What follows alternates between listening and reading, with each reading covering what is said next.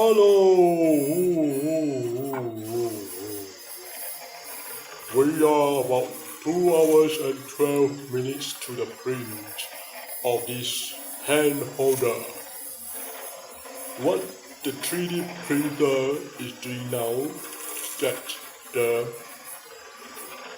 nozzle is laying down the layers for the 3mm shell.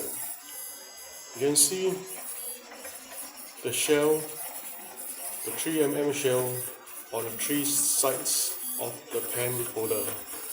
Okay.